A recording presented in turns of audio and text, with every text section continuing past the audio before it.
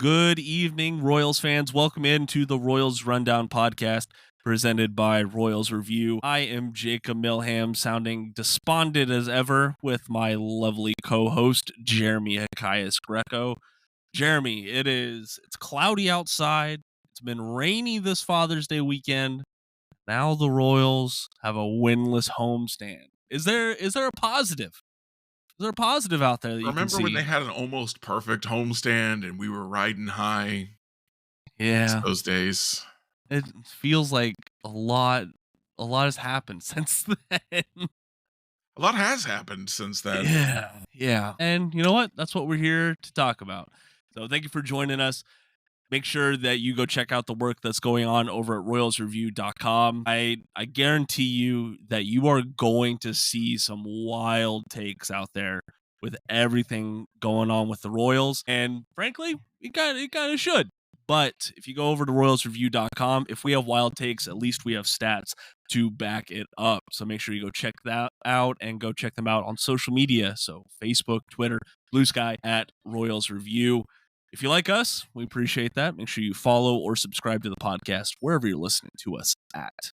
All right, Jeremy. So we are now about 30 minutes after the final out and the 3-2 loss against the Athletics, the team that doesn't even play in an MLB stadium unless they're on the Yeah. road, the team without a city, and the team that is last place in the AL West by a wide margin. And not because of an unavoidable natural disaster like the Rays. Yes. No. It is it's the ownership over there, but unfortunately the Athletics owned the Kansas City Royals this series. And I frankly, Jeremy, we were planning out the podcast and I'm kind of at a loss right now. Like this is I get it. There was a lengthy losing streak to start off the season. It was in early April if I recall correctly. Yeah. And that one would just kind of powered through with they're facing good competition and some of those games were competitive. It's the early season. Like there were reasons, there were still positives at that point. After these two series against the Yankees and now the Athletics. I think you can throw the White Sox series in there too. Yeah. And it's frustrating because the Royals just haven't looked their best in quite a while. And this was just the new low point, it feels like. What are your quick thoughts over this series sweep against the Athletics? This is the worst the team has looked all year, I think. And that goes for probably all three series, I think you could argue. The one of the things I've talked about at multiple points this year is that even when they're losing, there's not a lot of quit in this team. They kind of look, I mean, I don't mean that they look like they've quit in like they're not trying anymore, but they had, when I said that before, what I meant was they had a belief that they could come back and they were going to keep trying. And they don't look like a team that believes they really can come back anymore. They'll keep trying, but they don't really believe it'll work. And I can't necessarily blame them for that because for all their belief earlier this year, they didn't, come back very much. Yeah. So it's rough. It is. It really is.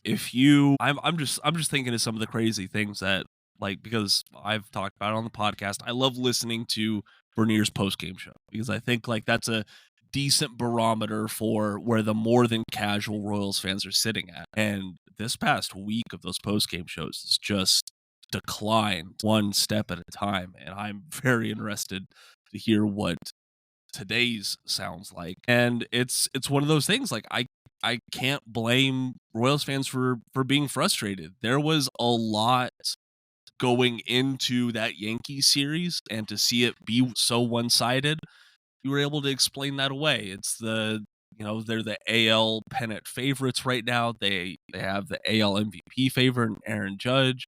They just have an overall good roster. You can't say any of those things about the Athletics though, and it still Yeah. felt one-sided. Like I don't know. I don't know where this team is. The team is in a really bad tailspin. Ah. I've been kind of the voice of positivity all year, I think. And I still believe that this team has a really hot winning streak in them.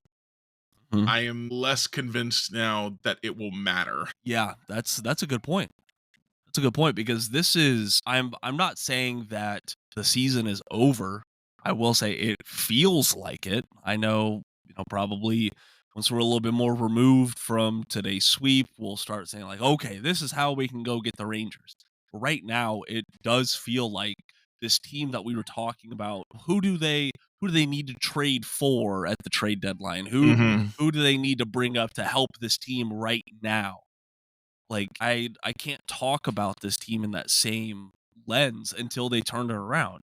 Now, I do wanna say that I butcher his last name because I haven't met him, unfortunately. He's with the Royals, Nick Kappel, Kappel. He did tweet out after game number 70 was in the books that last year's playoff field alone had 3 playoff teams who were under 500 at game number 70.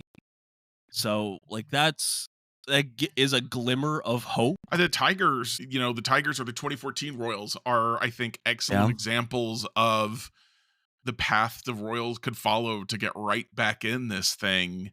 yeah, But I don't know if you remember 2014, Jacob, but things looked pretty dire there for a while. yeah, And they did. things looked pretty dire in Detroit for a while. I mean, they literally sold at the deadline and just they came back anyway. And so if that's kind of the pattern we're following, we're looking at another month and a half of being Goodness. pretty low before things start to look up. At least a month. Yeah, Which is at not least. going to be a good time. No, it is not. And I think for the first time in a while, I am glad that the Royals have an off day tomorrow. I Yeah. am very glad that Royals fans can take a breath, but also the players can take a breath. We're going to talk about the players only meeting later on, but I just want to give some numbers about maybe how low we could consider this. This was the first time the Athletics have swept the Royals since 2016. It's been nearly a decade since that's happened. It's only their second series sweep of the season. All right, and once you get to the playoffs, it's everything is series based. I don't care if you win one game or two games, got to win the series. And if the Royals want to turn the ship around, they're going to have to start winning series. Well, And and one of the things we've talked about is at least they weren't getting swept. Well, they can't yeah, even say that anymore. right. They have 3 times they've been swept this year, twice by the Yankees and now by the Athletics. And those are I cannot stress this enough. Those are 2 very different teams. I was probably a little delusional. I was able to rationalize being swept by the Yankees I twice. mean, if you could have predicted the future, and obviously this isn't what happened, but if you could have predicted the future and told me the only team that will ever sweep the Royals this year is the Yankees, I would have said, okay, well they're probably going to the playoffs. Right. Yeah, I Of would course, I say the thought they same. were going to the playoffs without hearing that, and now I'm questioning that. But yeah, anyway, got to start winning some series. You said. Yeah, just looking at their series run, I want to make sure that I have the right numbers on this because I'm just shocked by it. They are I think they have lost 10. Yeah, they have lost 10 of their last 12 series. They are now 9 and 15 in series play this season. Now you would think that a team that's 34 and 38 would have a little bit better record in that department, but alas, here we are. And I think that this is yet another time that you have to lay this at the feet of the lineup. For And sure. I mean, they averaged 2 runs a game for the homestand. You can't win when you average 2 runs a game, no, you can't. as told by the 3-2 loss today. Yeah. And I think that I don't think I've ever been a guy who's really sold out for home runs, especially when you have a team that plays in Kauffman Stadium, someplace it's not historically friendly to the long ball. But I mean, it's worth noting the Athletics, they beat the Royals this series with home runs. I Like, always hear that it's hard to hit home runs in Kauffman, and it is, but other teams can hit home runs in Kauffman. yeah. So that's not really an excuse. Like, yeah, it will take some of your home runs away. Nick Lofton had a fly ball to the track Oh that would have been man. a home run in 22 out of 30 stadiums, but it doesn't take all of your home runs away. This Yeah. isn't the Polo Grounds or whatever. This is Kauffman. You can hit a home run there. We've Yes. seen guys hit home runs there. We've seen even Salvador Perez, Jorge Soler, Mike Moustakas, Steve Balboni. Guys have hit home runs there. Yeah. Not, 60 home runs, but 30, 40 home runs. And this year, is anybody, I don't think anybody's even on pace for 20. We don't have a single person in double digits yet. Yeah. It's gonna take a big The, turnaround the from one or Athletics two bats. backup catcher has one home run every 10 plate appearances, including two in Kauffman. Yep. I think the right word is embarrassing. I want to say shameful too I, in I a don't know if sense. it's shameful, but it is Yeah. embarrassing. Yeah, I think embarrassing is the way to be. And I do also feel a little embarrassed that we had the reports about the players only meeting after Saturday's game. Mm-hmm. And I was like, you know what? This team is going to come out Sunday on Father's Day and they're going to look different. They're going to sound different. They're going to play different. And that didn't happen Nope, sure didn't. like at all. They did not look any different than they had in the month of losing beforehand. The one thing I do have to say to that is that for half of an inning, they looked different. Yeah, okay. It was the bottom of the second or the bottom of the third. Bottom of the third. They were taking the easy swings that we saw them take last year, where they were just hitting line drives to get guys home. Now, Michael Garcia still bunted, which I still hate. He's literally the best hitter in your lineup right now. He should never bunt. It's stupid. It's a bad plan. But then Bobby Witt Jr. came up and he had a real pretty, real nice flat swing, level swing that drove the ball into left field. And Vinny Pasquantino had a full count, drove the ball to the opposite field to get another run home. And those were the kinds of swings we were used to seeing from them last year. And then after that, we started seeing the pop-ups again. So it's just, I thought for a half inning that we might have last year's Royals back, and then we absolutely didn't. So is it a sign that that version of the Royals is still in there and they can find it? They just have to work a little bit harder, a little bit longer. We have to be a little bit more patient, or was it just a mirage? I have to say it's a mirage right now in the season. For the majority of the season, it has seemed like the 2024 Royals were the outlier, were just the flash in the pan that so many other fan bases out there said they were. And that's really kind of sad. It makes me a little sad inside that's the It's extremely annoying, reality. that's for sure. Yeah, to say the least. You defend your team, you defend your team, you defend your team, and then their team is like, well, no, they were right. Yeah. The Royals today have 9 hits, only 2 runs to show for it, no walks, and 7 strikeouts. They go 2 for 5 with runners in scoring position, which is, hey, it's a hell of a lot better than they've done before. I will say, but that's nothing that they could hang their hat on. They're 7 for 53 with runners in scoring position since the start of the Chicago White Sox series. They have the worst OPS in that situation in baseball, like by a pretty healthy margin, actually. This is not a I don't know if the process is broken. I don't know if they're getting unlucky, but like There's something an has to element of bad change. luck, but there's also an element of bad process. That when you lead baseball in pop-ups with runners in scoring position, that comes from a bad process. When you are hitting into more double plays than almost anyone in the month of June, that's a bad process. The one thing I will say I saw them do more today that I liked, didn't work, but I like, is they were doing some hit and runs. And I think if they Yeah, do more hit and runs, that will be beneficial to them, because this is a team that doesn't have a lot of stolen base speed. It's basically Michael Garcia and Bobby Witt Jr. and Tyler Tolbert can steal bases. Everybody else outside Pasquantino and Perez can move, but they're not really stolen base guys. So hit and run, especially because they're also a team that makes a lot of contact, swings at a lot of pitches, comfortable swinging at anything, and makes a lot of contact. Yeah, do some hit and runs. That's how to be aggressive. with a team that wants to be aggressive on the base paths and can't steal bases. So hopefully we see more of that. Unfortunately, today it did not work. We saw a line out for a double play and we saw another fly out. So, but if you keep doing that, that's the whole thing about the process is, yeah, the results weren't there today, but I like that process. If you keep doing that, I think good things can happen. Yeah, that's a And good I point. think if the Royals could get into a groove doing that, then maybe they wouldn't have to hit and run so much. They would start to naturally find their groove.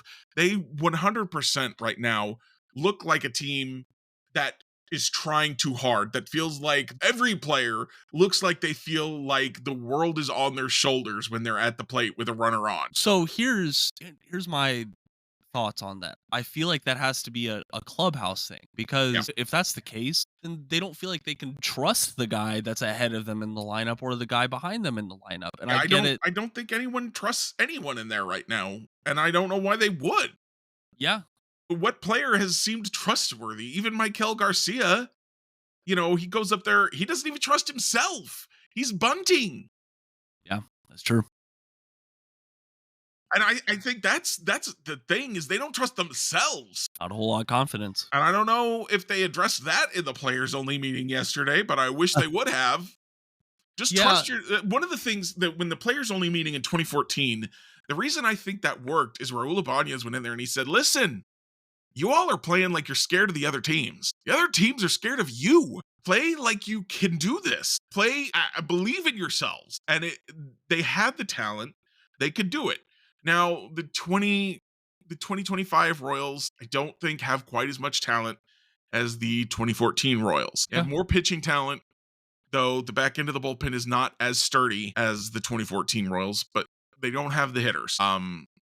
And that's just how it is. And the thing is that we were asking them, hey, just get through the month of June 500. Let's get to July. We'll make some trades. We'll get you those hitters. They're spiraling right now, and I feel like Yeah. every loss just makes them clench their bats a little bit tighter, makes them a little bit slower, makes them pop everything up. They're just trying so hard right now, and nothing seems to be. I thought, when they beat the Cardinals the way they did, okay, you all can relax now and get some stuff going. And they didn't relax against the White Sox, and then they got even worse against the Yankees. And I think the Yankees sweep made them feel even like we've got to take at least 2 out of 3, maybe sweep the Athletics. I know that's what some fans are saying, but the players Yeah. can't be saying that to themselves. And I No. think they were. Yeah, probably so. If right now Royals batting for the most part feels like that Billy Bean montage from Moneyball where they're showing his major league career and it's like the years go by and he's just struggling and struggling and it never ends. It also felt I felt some sort of way when the final out, the final batter was Tyler Tolbert. Yeah. And he's a talented speedster. He's a very, very good defensive guy. He's got one hit to his name Yeah. in Major League Baseball. Well, no one wanted that to be what happened, but Q was pushing every button he had trying to help the Royals score a run. Because I think Q's pressing too. Yeah, he probably is. Probably there's a lot of I'm sorry, there's a lot of people who say Q is the problem. I'm not in that school of It's thought. nonsense. Yeah, I don't believe that, but it's hard to say that that's without a doubt not a part of the problem at this point, and that's just what happens when a team loses, right? Something that I want to put you on the spot here, Jeremy. So this players only Live for the meeting, spot. the players only meeting. Yeah. What would you envision that being like for the 2025 Royals? Not That's the thing is I don't honestly know what they could have gone in there and said to each other. I feel like they what are you gonna say? Bobby Witt Jr. apparently, and they're not ever gonna tell us, but it sounds like Bobby Witt Jr. went in there and said, "I'm not playing well enough." Excuse me. He goes in there and he says, "I'm not playing well enough." And okay, thanks for calling a meeting to tell us what we all already knew, but how does that help? And that's kind of my question is what was in 2014 the point of the players meeting was clear. Raul Ibanez had a message he wanted to give to the guys, and he gave that message, and it clicked, and it worked. What was the message? What could possibly have been the message? I guess I heard some stuff about how the batters felt like they were letting the pitchers down, and the Yeah. pitchers were like, "No, don't worry about it." But is that enough? Is that worth? Oh. does that obviously didn't seem to accomplish anything today. It just feels kind of like a waste of everyone's time. I don't Yeah. like why would the pitchers blame the hitters like that? That doesn't make any sense. So if that was what they were worried about, then they were worried about the wrong things. And so Vinny is one of the most vocal guys on the team. I don't know if he's vocal in the clubhouse. I'm Sure he not a fly is. on the wall. I would assume he is, but I remember him saying, "Hey, we're just straight up tired of losing." And Sure. yeah, I'm I would tired of it certainly hope too. so. Yeah. Should we A have a lot meeting of about this, Jacob? Well, I think that's what we're doing right now. Let's have a meeting about the team is losing and we want them to do better. Come on, team. Go. My people get with your people. Go, team, go. There. Now everything's fixed, right? Because we had a meeting. Well, that's what I want to get to, because at the end of Vinny's statement to the media, he said, "quote and we'll see where we are at tomorrow." Well, Sunday was tomorrow, Yep. and Looked no pretty better similar for to it. the days before. Yeah, my goodness. Yeah. This was I think despondent is the right word. I can't look a casual Royals fan in the eye and say, "Hey, you should go get a ticket to tonight's game because this team is good." Well, that's good because there is no game tonight, so don't tell Well, people that. in the hypothetical situation I had in my mind, I do want to say one guy that could be a reason Royals fans should get out there and see a game. Noah Cameron had another great game today. He's the Sure did. first pitcher in Major League history to go at least 5 innings and allow one run or fewer in 6 of his first 7 appearances. Very good. Very, very good. He pitched 5 scoreless innings, only gave up 4 hits. He did have one walk, but 7 strikeouts. And he was filling up the zone. Strike percentage was up. And when he left the mound, Kansas City Royals were up 2-0. And I know Q's going to take a lot of flack for bringing in John Schreiber because Yeah. John Schreiber gave up the lead and he's not been good for a few games now, but he was so good in the games before that. Yeah. That I personally only just now am thinking, he probably doesn't need to be in the circle of trust right now. Yeah, probably not. So when you don't have an HDH, your bullpen can be a very fluid situation. Yeah. And Estevez and Urseg have shown that they're not completely unhittable either, even though they've been very good this year. I don't think there's any reasonable complaint to be made about either Urseg or Estevez. Yeah. I just don't. So if you want to complain about them, don't do it to me. I'm going to tell you you're wrong. But everybody else has had their moments where they were really good and their moments where they were not so good, except for Chris Stratton and Sam Long, who there's a reason they're not here. And Trevor Richards, not here anymore. So the guys who don't have any good signs, they go. But everybody else has had moments where they've looked really good and they've had moments where they've not looked. Even Steven Cruz has had a couple of outings where he didn't look so hot. And he's been the most consistent guy outside of Urseg and Estevez. So managing a bullpen is very much a complicated thing. And if you're going to criticize Q's bullpen usage, I think you're wrong. I don't because you just got to make the best call you can. And okay, it's some righties. Schreiber's been pretty good. I know he's had a couple of bad outings, but I bet he'll bounce back. And no, he didn't. One thing Schreiber's usually pretty good at because he throws a sinker and he's got the sidearm submarine. Doesn't give up a lot of home runs. Well, he gave up a home run this time. I would have said, you know what? If I want a guy who's absolutely not going to give up a home run, John Schreiber's the guy I'm calling. Didn't work. Doesn't mean Q was wrong or Q didn't know what he was doing or Q made a bad choice. It just means sometimes it doesn't work. Yeah, and it boils down to that. So Noah Cameron.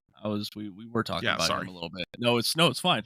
Because he has just been outside of that Yankees start, he's been dominant. Like, I think that's the only way to describe it. I would say he was really good in that Yankees start outside of 2 pitches. Probably so. And even with the pitch, Judge does that to everyone. So Yeah. I can't even blame him for that. I love that his takeaway from that at bat was don't throw a 2-0 fastball to Aaron Judge. Correct. Don't do that. And he struck him out the next 2 times. So he obviously learned his lesson. You know what? That's a good process. He hung a changeup to the catcher, whose name I've forgotten. Wells. Austin Wells. I was saying David Wells in my head, and I'm like, that's not right. Austin Wells, the catcher. And he hung a changeup and he hit it. And that's not a good pitch. You can't make that pitch to that hitter. Nope. So One really bad pitch, and if he doesn't make that bad pitch, or if Austin strikes out when when he throws strike 3 and the umpire calls him out correctly, then it's 2-1 when he leaves the game, and he Right. did his job again. Yeah. Yeah. That's a good point. But right now, Cameron's ERA sitting at 1.91 on the season. That is the franchise best from a Royals pitcher through their first 7 career appearances. Right, Yodano Ventura and Steve Busby used to hold that record. They were tied at 2.45. So now that is in Noah Cameron's name. He is just every start. He's looking more and more comfortable on the mound. The results are still there. I am so glad that the Kansas City Royals have him in their rotation. Now they have an off day. They head down to Texas. They have a 3-game set against the Rangers, who I think are in like a month ago. The Rangers felt very much out of it. Very much Mhm. like they were floundering. And they were kind of a team that was similar to the Royals in their pitching was doing amazing, but the lineup wasn't doing any. And now they've turned it around. I'm not saying that they're fixed, but they've turned it around to the point of where they're back in the playoff picture. Their playoff odds right now are better than the Royals, according to Fangraphs. It's not a hard bar to clear right now, They're but also in an easier division for whatever that's worth. yeah, that they are. The AL Central right now is much harder than the AL West, I would say. But even when I look at seeing, we got Seth Lugo, Chris Bubich, and Michael Walker. Yep. 3 very good pitchers. 3 guys you'd feel good about starting in a playoff game. Yeah, I agree with that. I don't know what the lineup's going to do, though. Well, if we base expectations on what the lineup has done in Texas, in Arlington the last couple Oh, of years, they'll somehow score negative runs. Because they didn't score in Texas the last 2 years, even when they did have an offense. yeah, I Bobby forgot Witt about that. Jr., I don't think has a hit at the Texas Rangers Stadium.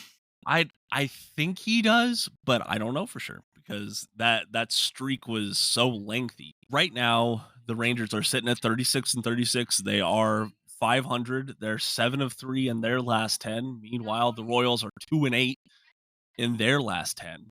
It's crazy to think that right now the Royals are 11 and a half games back in the division. Like this was a team that I thought was going to be in the division picture. Right now, they don't look like that at all. And the run differential has them as an even worse team than what they're at. Their Pythag record is 32-40. Like this team is overperforming according to the math. And I don't have there's no quick fix right now. There has to be some tough calls. That's the thing that leads to the players only meeting is, okay, we got rid of MJ Melendez. We got rid of Hunter Renfroe. We put Michael Massey on the injured list. Nick Lofton is starting every day. We can't do anything else to this lineup. John Rave got called up. Drew Waters got called up. Jack Caglione got called up. There is nothing else the Royals can do internally to improve this lineup. You can shout Cam Devaney at me all you want, but there's nowhere for him to play. I think right now there's only so much that a personnel addition, whether that is a trade, a free agent, or a promotion from AAA, can do right now. Yeah, they need the guy, and that's the point that I was getting to very poorly. Sorry. Well, no, you got me back to it because I lost my train of thought there for sure. I don't have ADHD. Why do you ask? Oh, that's crazy. Every time I re-listen to our podcast, I go, yeah, I can see why your friends think you have ADHD. It's wild. If only the doctors thought so. Anyway, back to the point. Is that what was my point again? Right. It was the hitters they have who have talent. The Bobby Witt Jr., the Jonathan India, the Salvador Perez, the Vinny Pasquantino, the Michael Garcia, the Jack Caglione. They've got to get the hits. Mm-hmm. Because you want me to call Cam Devaney up and swap him in for Bobby Witt Jr.? You could do that. Is the team better? No. Okay, so what we need is for Bobby Witt Jr. to be Bobby Witt Jr. And he's not. He's not been for a minute now. Now, he did get 2 hits today. Maybe he's about to get hot. I don't know. I don't know anything anymore. Every prediction, every thought I've had about this team has ended poorly. so far this year. After being on top of everything all last year, this year it's like, yeah, this guy's about to come out. Nope, never mind, not coming out of his slump. This guy, he's about no. Okay, the Royals are gonna get hot. No, they're not. So I have no more predictions for you. I don't know what's gonna happen, but that's what has to happen. Is the guys they have to start hitting. They could trade for Juan Soto and Aaron Judge tomorrow, and this team still would have no offense because That's the how bad guys things they are. have to also hit. That's true. That is true. I'm gonna say something a little mean here, Jeremy. So right now, it feels like guys are coming up from AAA. You know, these guys who had excellent metrics in AAA coming to Kansas City, and they start off hot. The more that they're on the major league roster, they cool down even more. Nick Lofton. Nick I don't Lofton's a think guy Nick who comes to Lofton's mind. cooled off yet. I think he has. Go look up his numbers again. I think you're wrong. Okay. But Drew Waters. Caglione has not been hot yet. Yeah. Drew Waters came up, he struggled for a bit, then he got hot, then he cooled off. Rave has not been hot yet either, so I would disagree with that assessment for sure. Okay. All right.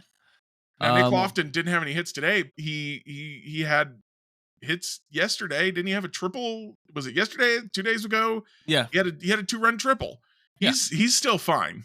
Okay. All right. And again, maybe he I'm hit that overthinking fly things. ball that's a home run in 22 out of 30 parks today. I'm not complaining about him right now. Okay. I'm not complaining about players. Ideally, he's not your number 6 hitter ever. Yeah. But He's hot. He's hot. Mark Canha shouldn't be your number 5 hitter. Salvador Perez should be your number 4 hitter. But Jack Caglione's got to start hitting. And he looks like he's pressing today. Yeah. He looked like he was trying too hard. Yep. We've talked about this, how his batted ball metrics say he's fine and he'll get his hits. And he'll hit his home. And everyone everywhere has said he'll hit his home runs. The only question is, will it be with a 200 batting average or a 260 batting average? And he's not hit his home runs yet. I still think he will. I still think everyone with any sense thinks he will. I'm sure there are some people out there who say, "Oh, he's a bust. Get rid of him." Those people are wrong. So but the question, and this is my thought, my prevailing thought today is the Royals, I think, will get hot again this year. I think Jack Caglione will hit this year. I think Bobby Witt will hit this year. I think Jonathan India will hit. Vinny Pasquantino and Michael Garcia, I don't think you can complain about them not hitting, even though it may have been a couple of days since they really got some big hits. But they were hitting a lot before that. Yeah. Nobody can hit every game. But the question isn't, will the Royals get hot again? It's, will it be soon enough? And will it be long enough? And that when we last met, we were talking about, I mentioned that in the Royals review Slack, we were talking about what do the Royals need to do in June to be successful?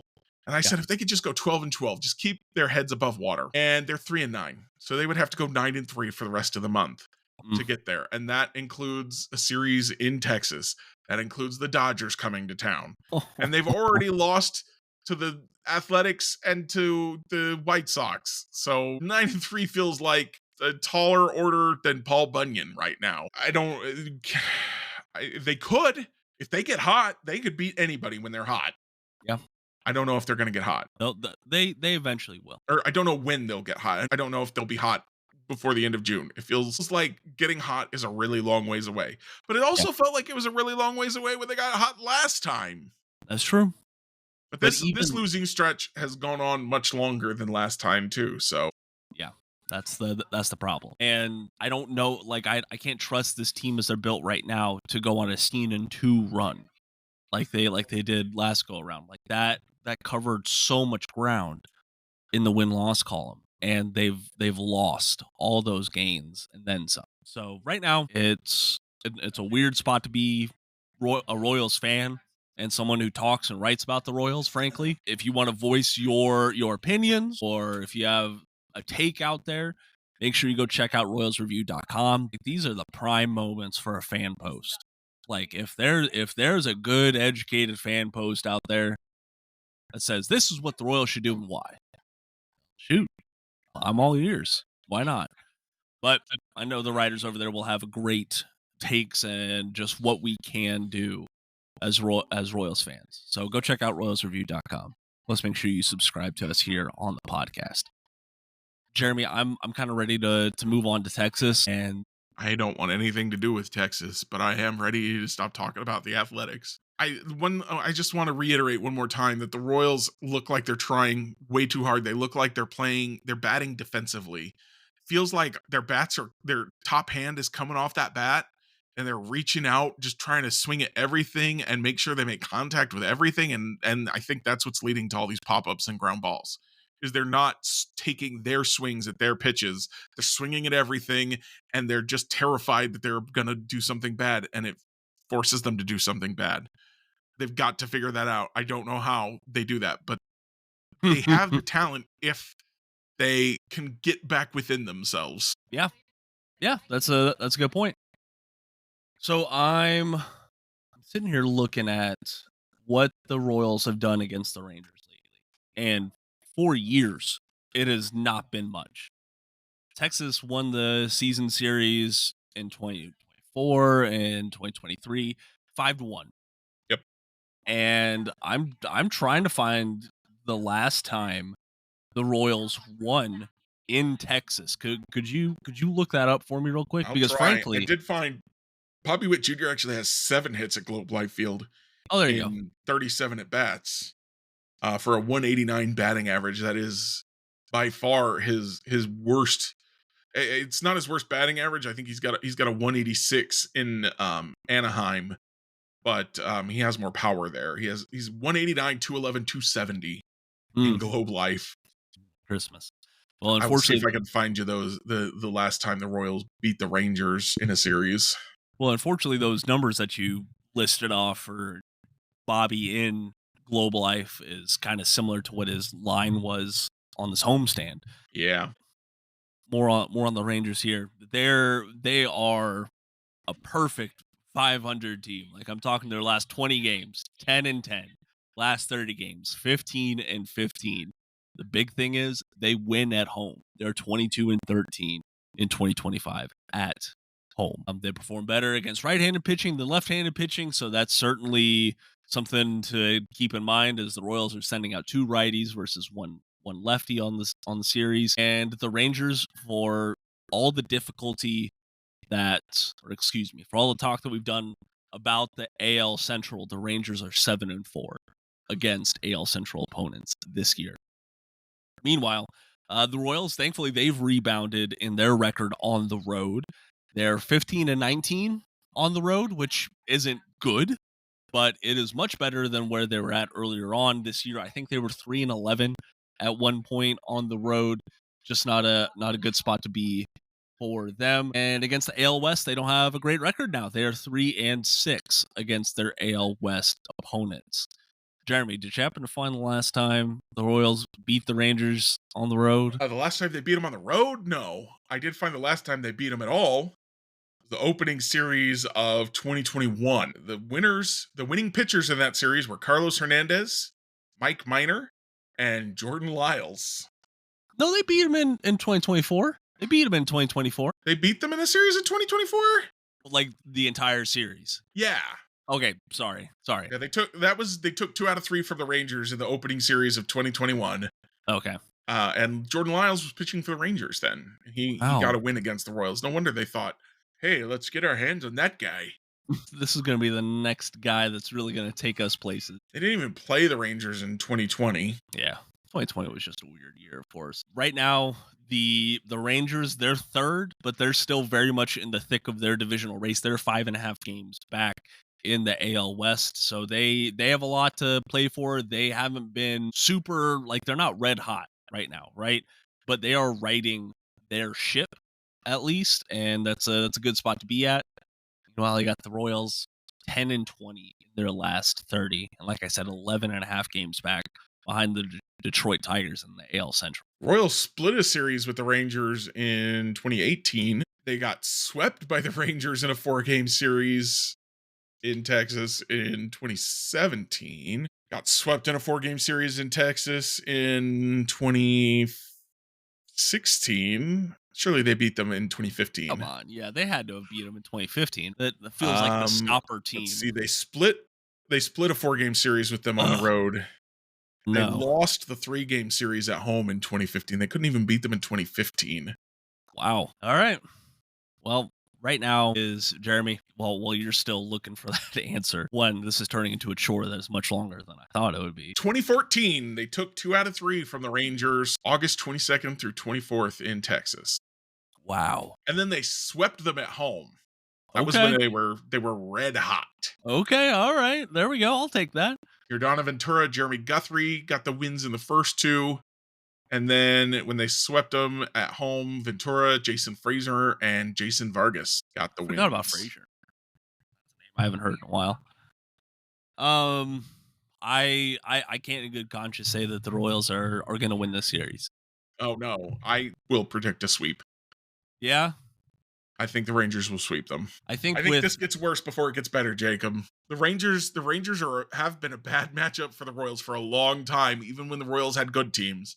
And the Royals, whether they have a good team or not, I think still is yet to be determined this year. But right now, they don't look like one. Yeah, since we like to do this little game on our predictions. I think that they are more likely to be swept than to win the series. I'm predicting that the Royals will take one. I mean, surely you can't send out Seth Lugo, Chris Bubich, and Michael Wacha and drop all 3, right? I think you can. They have a TBD for their pitchers for the second 2 games too. The Rangers do. I can't remember who's pitching in the first one. It's Leiter. So Jack Leiter, yeah. It's probably Kumar Rocker. I think is going to be one of them. So we're gonna see young guys. Yeah, which have been the Royals' kryptonite even when they're good this year. So yeah, it has. I cannot stand it. Jeremy, what do you say we get on to reviews and Please. get on out of here? Yeah, a little painful. I got a quick one. You're the guy who's always reviewing anime on here, so I've only watched. I haven't picked up an anime in a long time. Watched the first 2 episodes of Jujutsu Kaisen on Netflix. I can definitely say I don't know how the story goes, but I am enjoying the plot so far. Heard good things about that one. Yeah, I think it's a good premise. I really like the art. I think that's I can get very deep into a bad anime if the art is good. But the synopsis for this is after the main character swallows a cursed talisman and becomes a curse, the main character enrolls into a shaman school to find the remaining talismans and eliminate the curse. So right now there's 47 episodes out there. Again, I'm only on episode 3, but I'm enjoying it. It's a little bit more, the monsters look like monsters. You know what I mean? Like they're like, it's a little scary. If what you really care about is good art, then I will give you Demon Slayer. Yeah.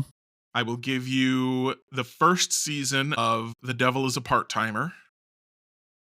And I will give you Horimiya.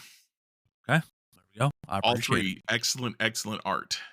I remember seeing the Demon Slayer movie in theaters. Yeah. Mugen Train. Yeah. That's not even the best art in that series. Really? Okay. Really? Yeah. I go check that out. All right, Jeremy, on to you. What do you got for a review, man? So I was finishing. I've been on short-term disability lately, and I finished up Friday. I decided to celebrate by watching a movie, and I found a new movie on Amazon Prime called Deep Cover, in which Bryce Dallas Howard, Orlando Bloom, and Nick Mohammed are improv actors who are recruited by a police officer, played by Sean Bean, to infiltrate as undercover operatives the London underground, the criminal underground. And he says, cops, they smell them from a mile away. We need something different. We need you improv actors. Okay. And it is a hilarious movie. I was dying the whole time. So highly recommend that. It's on Amazon Prime. Very, very funny. Okay. Very interesting. Deep Cover. I've seen that pop up on like the top slider. Yeah, it just came out. Okay. Gotcha. All right. Well, thank you for that, Jeremy. But yeah, we're gonna get on out of here. Go enjoy that off day on Monday for the Royals. If you get that Royals hankering for some reason, make sure you go check out royalsreview.com. You can also follow Royals Review on social media. If you want to follow us on social media, our links are down in the podcast description below. My name is Jacob Milham. They're Jeremy Greco. Thank you so much for joining us today. And until next time, go Royals. Yak wagon.